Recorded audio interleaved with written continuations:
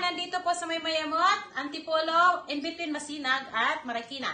So, ang Rinaldo's Car Care po ay gumagawa ng mga sasakyan, any kind of sasakyan, any problem. So, dalhin nyo lang po yan sa Rinaldo's. Collation, ito may per panel, ito man ay restoration, mechanical, electrical, and aircon services. So, may insurance ka or wala, dalhin mo sa Rinaldo's yan. So, thank you guys! See you around!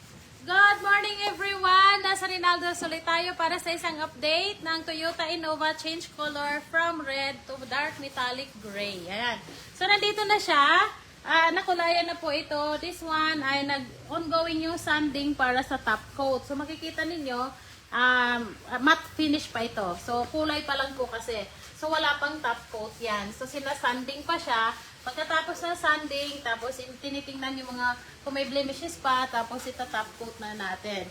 So, yan po ha. Isang Toyota Innova red to dark metallic gray. Diba? Yung uso ngayon na dark metallic gray, na halos lahat ng tao gusto mag-dark metallic gray o kaya nardo gray. Yan, mga ganyan.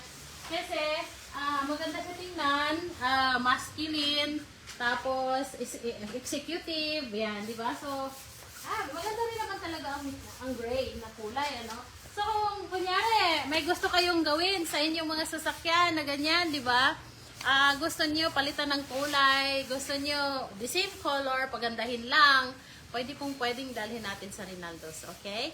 So, ayan po yung mga ginagawa natin sa Rinaldo's. Baguhin yung kulay, ayusin yung mga tama, yung mga dents, mga collision repairs, mechanical, electrical, and aircon services.